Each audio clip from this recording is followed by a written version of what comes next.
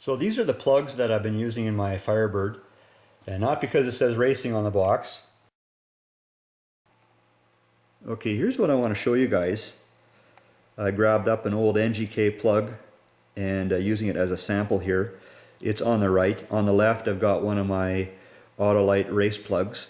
Have a look at how long that ground electrode is on both of the plugs. You see the difference? The one on the left is much shorter than the one on the right.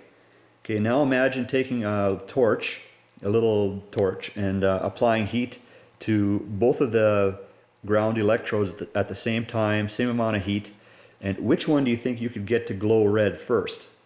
Well, it's going to be the one on the right because it's got that long wire, and you know it's going to have an easier time sucking up the heat and glowing red because it's so far away from the main body. This one, that short little stub, it transfers the energy or the heat back into the main body of the plug a lot faster, much more resistant to turning red. So what's the big deal about having that electrode turning red on you? Well, what can happen if it does glow red when it's in race conditions, it could pre-ignite the fuel, the air-fuel mix, and if that happens, then it ends up being very much like detonation and can damage the engine.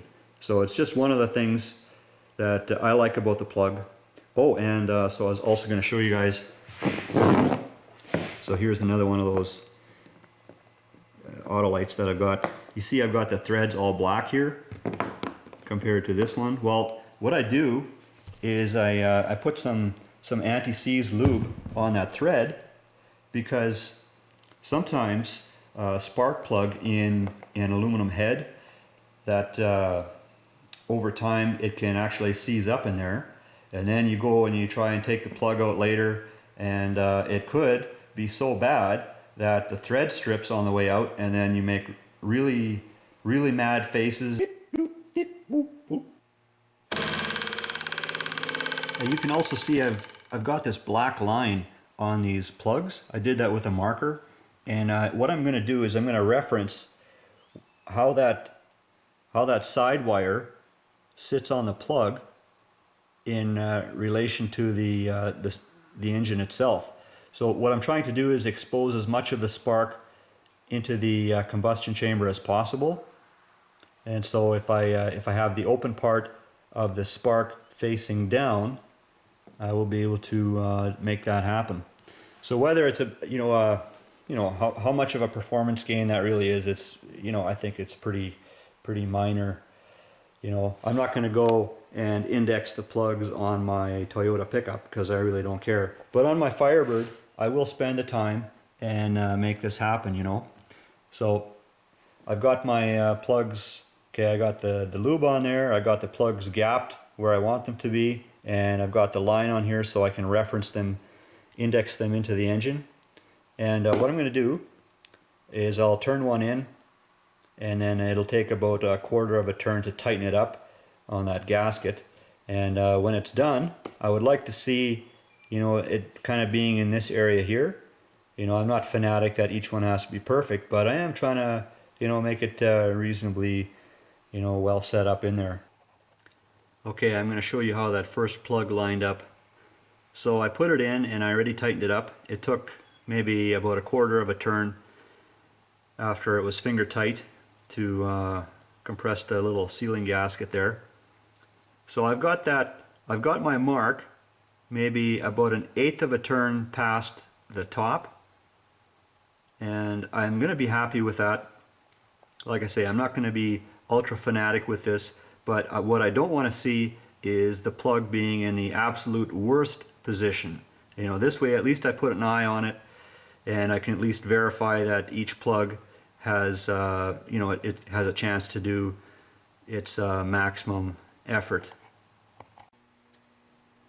So the second plug I'm trying here, when I finger tighten it, the mark is right off to the side here, and I know there's no way that I can tighten it up around so that the mark is going to be in the right spot.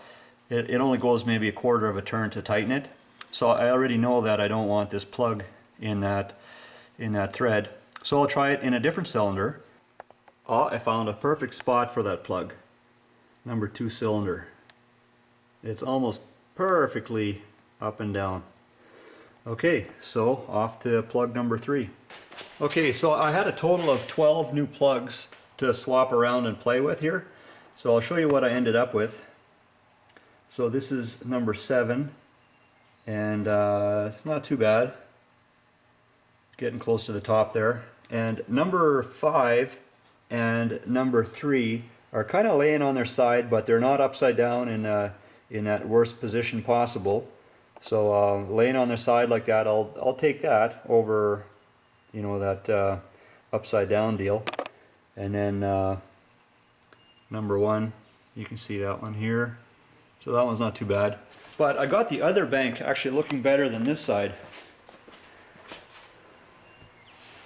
So number 2 is there, and number 2, 4, number 6, and number 8 in the back. You can see the mark right there, close to the top. Okay, back to the cylinders here, number 3 and number 5. Remember, those were the ones that had the spark plugs in there sideways. That's just the way they bottomed out. Well, there is another option here for me, and that is indexing washers. I've had these laying around in the shop for years, and they're made to slip onto the spark plug prior to installation. And what they do is they alter the position where the spark plug bottoms out, because really it's just it is a spacer. So different thicknesses here between these 3. But you know, I'm gonna leave it as is. I'm gonna run it like this. It'll be all right. Well, anyways, that should tie me over for a while. But I appreciate you guys coming in and checking to see what I'm up to here. And we'll talk to you guys again.